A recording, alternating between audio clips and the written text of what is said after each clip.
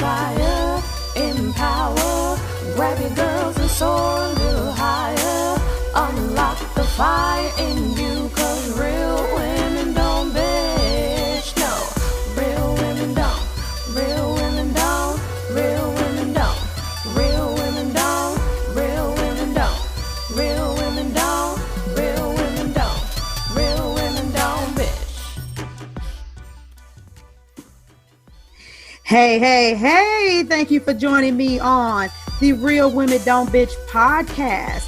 This is your proud host, August Crenshaw, aka Mrs. Raw, Real, and Relentless. I am the #1 advanced mental conditioning specialist for entrepreneurs because building mental muscle is necessary in order to implement successful business strategies. This show has been created for the woman who is not excuse-driven and needs help building a profitable business. I will be interviewing women from various fields who are willing to break the silence on struggles that specifically affect female entrepreneurs. Welcome to a show where I and guest speakers from time to time share our methods that help us beast our business no matter what is going on in our lives. Whether you are an online or brick and mortar business owner, this show is for you. We will hit every angle, personal, professional, and spiritual. Why? Because on any given day, you get hit with shit from a scenario involving one, more, or perhaps all of the above. It all impacts you and your mindset towards your business. I have made it my personal mission to provide a space where we dive deep into the BS we face on a day-to-day basis.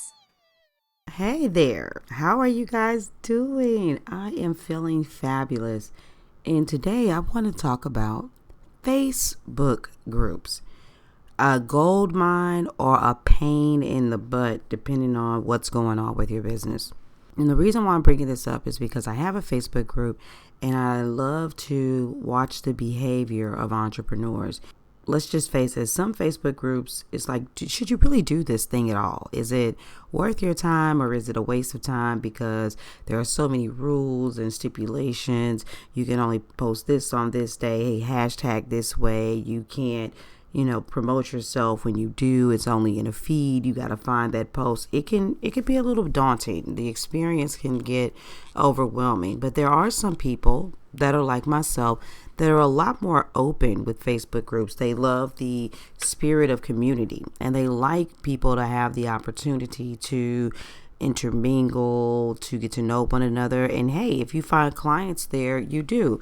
I mean, ultimately, people are going to be loyal to the group that they're in, especially if the leader is educating them and giving nuggets and making them comfortable, giving them aha moments. Then naturally, they're going to want to spend there first. But you literally can find people in Facebook groups. I have posted in groups, commented on posts and things of that nature. And guess what? People have sent me friend requests and we've gotten to know each other. And I've even got a couple clients like that. When you're in Facebook groups, what are you doing? And I'm asking this because I have a very open format with my Facebook group where I encourage people to talk and get to know one another. I encourage them to give value and I let people do live video. That right there, that's the icing on the cake right there, because a lot of groups will let you post like crazy, but they will not let you live stream. And I do let people live stream. So why am I asking all these questions and making these comments? Because people tell me, I love the culture of your group. I like the atmosphere. I like the ladies in there. But it's amazing how people are so afraid and they don't act and they don't do. And I noticed that a lot of people really don't know what it means when you say, hey, just add value. For them, it's like, okay, well, is there a sale or something that I could promote on sales day? What can I really do or say, and how can I give value if I can't do anything in this group? So my question really isn't, do you know how to use Facebook groups? Is, do you know how to communicate what you do? How do you know how to give value without giving away all of your intellectual property? Do you know how to connect with people without being able to say, here's everything that I have to offer? And when you don't, how good are you about asking questions? Because in my group, even though I'm not going to thoroughly coach someone, I do give nuggets that put people in a position to be able to advance. Because my philosophy is this: if you're in your business and you're already struggling in any facet, and I give you a breakthrough that helps you make more money or gives you an aha moment, the probability is a lot higher that you're going to say, man, I got this far with the free stuff that August gave me. So once you start making money, who do you want to come and spend with? You want to come and spend with me. The only way you won't is if you still are in a position where I am not affordable. So ask questions, seize opportunities, and know what it means to give value. If you are, for instance, maybe you do meditation. If you teach meditation, you do yoga or something like that, well, you don't want to go into a Facebook group and write a post out, or in my group where you could do a whole video and say, this is everything you do to understand meditation. This is where you sit, what you listen to, how long you do it. As a matter of fact, we're going to sit, we're going to do one of these all the way together. These are what your expectations should be. You don't necessarily do all of that. You want to give value that would encourage people to want to meditate.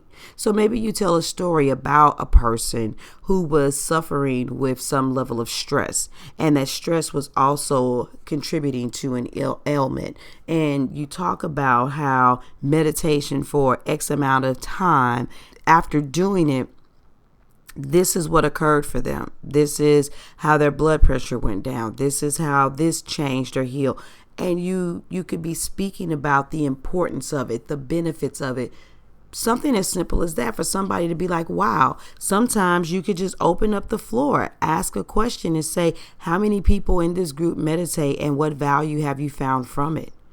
How many people don't want to meditate because you think that it's boring, but you were going to do it because someone told you that it would be beneficial, so that you can begin an exchange. You can have a conversation. So that's just it. Really simple nugget today, because I find that so many people, when it comes to Facebook groups, we don't like them. Look, if you can find a Facebook group that is a relatively nice size, where the activity is decent, and where you're able to promote yourself and you are able to post freely, Facebook groups are a great place. They are still very much a great place to meet people and to connect with them and to potentially find future clients. Am I saying this because this is a strategy that I used last year because, stuff gets outdated? Absolutely not.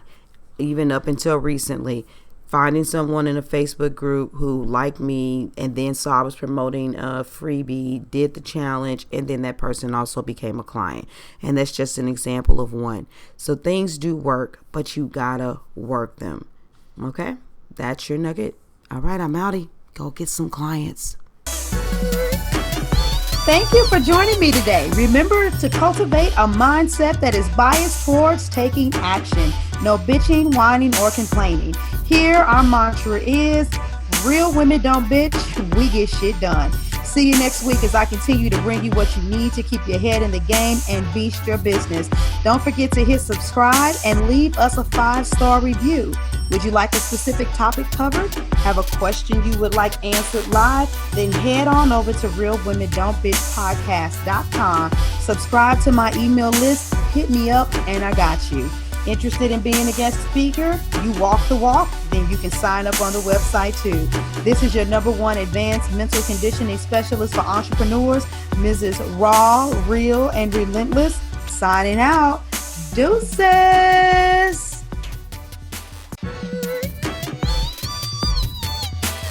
Inspire, empower, grab your girls and soar a little higher. Unlock the fire in you.